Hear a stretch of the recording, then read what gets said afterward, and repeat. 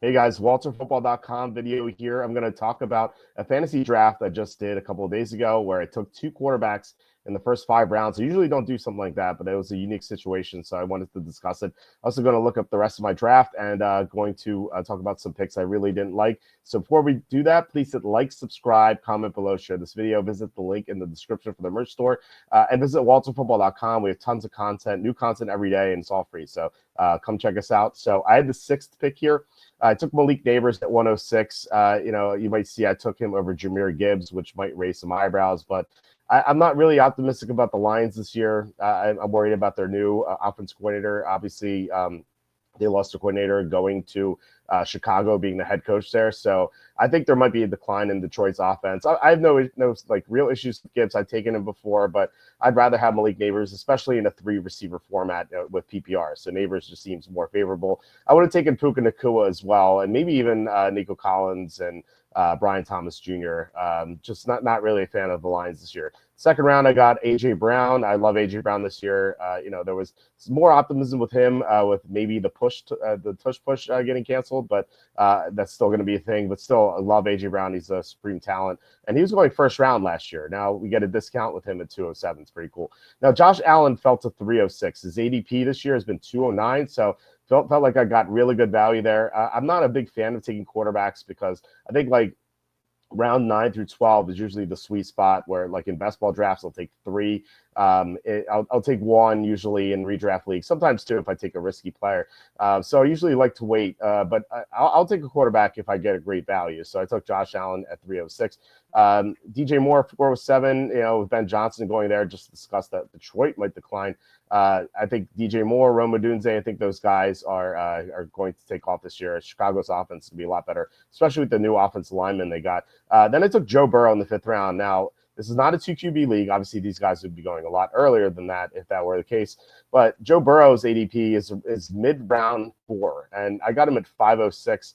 I just thought it was just great value to pass up. Now, I have 2 elite quarterbacks here with Allen and Burrow. Feel like I'm going to score like 30-plus points, any given week. And this is best ball, so I don't really have to worry about making the decision in redraft leagues. That'd be a nightmare. But I think that with these 2, like I'm guaranteed like high points every week. So again, not usually something I do. I don't even take 1 quarterback in the first 8 rounds usually, but if I'm going to get great value, I'm going to do it. A 6 or 7, Jordan Addison. He's one of the better receiver 2s in the NFL. Minnesota's offense is going to be awesome this year. JJ McCarthy, obviously a question mark, but he's Kevin O'Connell's handpicked guy, and the offensive line is looking great with the 3 new additions they made. Round 7, DeAndre Swift, another Chicago player. I love the Chicago offensive guys this year. Defense, not so much, but the offense is going to be really good. 807, Isaiah Pacheco.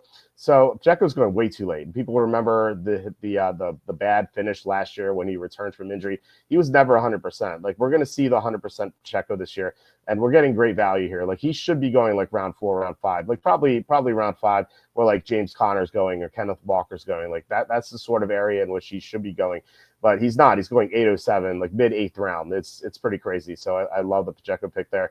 Round 9, Josh Downs. He was awesome last year when Anthony Richardson was the quarterback. Now, obviously, Richardson could be the quarterback again, but they signed Daniel Jones. So if Richardson struggles, they're going to put in Jones. And I think that Downs will do a lot better with Jones. We saw Malik Neighbors go nuts last year with Jones. Not that Downs is as good as Neighbors, but he's a really good receiver. So I like him there. Jordan Mason, I'm going to group these 2 together because they were on the same team last year. Jordan Mason, Isaac Guerrero, round 10 and 11. I love those 2 backup quarterbacks. Aaron Jones is talented, but he's also injury prone. So I think that he could miss some time, and Jordan Mason could step in behind a great offense line. And then Guerrero, obviously McCaffrey is a big injury risk. Now, maybe he stays healthy all year. I could be wrong, but I feel like he's going to miss extensive time at some point. And then if he does, Guerrero is going to come in. And we saw Guerrero thrive when given the opportunity last year. Round 12, Dalton Kincaid. He's playing with a PCL injury in the second half of last year, so that's why he struggled. So I just added him here. It's just kind of like a stacking option with Josh Allen. Round 13, Matthew Stafford. He's my 3rd quarterback. I like carrying 3 quarterbacks in best ball because, one gets hurt, then you have a bye, and then you're only down to 1 quarterback. Or what if 2 get hurt and you only have 1, and then you might have a bye and you're going to get 0 out of the position. It's just a nightmare. Round 14, Tyler Algier. he's going to play regardless of whether Bijan Robinson gets hurt or not. But we've seen him produce with Bijan. Once Bijan goes down, he's going to have great production. Round 15, Mike Gesicki, another tight end to pair with my quarterback. Nothing really to discuss here. Gesicki's usually going like round 13. I was pretty shocked to see him round 15. I would have taken him as my tight end one, probably in round 13 if he were, assuming, well, obviously he would have been available. But if I didn't take Kincaid, I would have taken him around 13. But man, to get him around 15 was a steal. Around 16, Justice Hill, handcuff for Derrick Henry. Around 17, Andre Yoshevas, another stacking option with Joe Burrow. Around 18, Tyler Higbee, my third tight end. Higbee was very underrated this year. Round 19, Tutu Atwell, another guy to pair with Matthew Stafford. So I'm pretty stacked up here, feels like. And then round 20, Roman Wilson, one of my favorite round 20 guys because the Steelers don't have another receiver two, so he's the receiver two right now, and they like them. And Pittsburgh usually drafts receivers well on day two.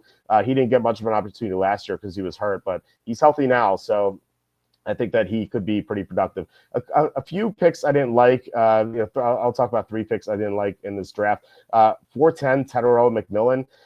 Man, he's a good receiver. He's got plenty of talent, but it scares me that he doesn't love football. He even said in an interview that he doesn't watch football, which kind of is like a pretty big red flag. Also, that Carolina offense is so limited. Like I think round 4 is way too early for McMillan. He just went 1 pick after Travis Hunter, which doesn't seem right. A few picks after that, at 501, you have R.J. Harvey. Not a fan of that at all. Like RJ Harvey doesn't pass protect well, which could limit his usage. Also, he's not a natural runner. He's a former quarterback, still learning the position. Now he's explosive. He can make nice cuts and make defenders miss. Like he's got the tools to eventually be really good. I just feel like he's a raw product. And I think Denver reached for him in the second round. The third pick I didn't like here that kind of stood out, Sam Laporta at 508. I like to wait on tight ends unless you're, again, with the quarterbacks, you're getting great value. And 508 does not seem like good value for Laporta. He struggled last year with Jameson Williams coming on to be the second target for Goff. And Jameson Williams is not going away. Also, Ben Johnson is gone. Again, this is another strike against a Lions player. So I would not take Sam Laporta round 5 or even round 6. I think round 7 is kind of where you start considering it. So those are some picks I didn't like. So I guess like Tyreek Hill at 310, I would mention him. But I'll rant about Tyreek Hill a lot. He's atop my bust list, which you can find at walterfootball.com. He's an older player. That offense is limited. The offensive line stinks. Tua can get a concussion, and Tyreek Hill could be in jail at some point. Like that's definitely a possibility. So I'm not a fan of that pick either. So that's just a quick review of this fantasy draft I did. I'll do more if you guys want. Let me know what you thought of this draft. Was I stupid for taking 2 quarterbacks in round 5, even though I got great value for them? Let me know. But otherwise, please hit like, subscribe, comment below, share this video. Visit the link in the description for the merch store. And please go to walterfootball.com. Again, we have tons of content with NFL picks against the spread, NFL mock drafts, fantasy football rankings. We grade every signing. We grade every trade. So, and like I said, all the content's free. So check us out. And I will talk to you next time.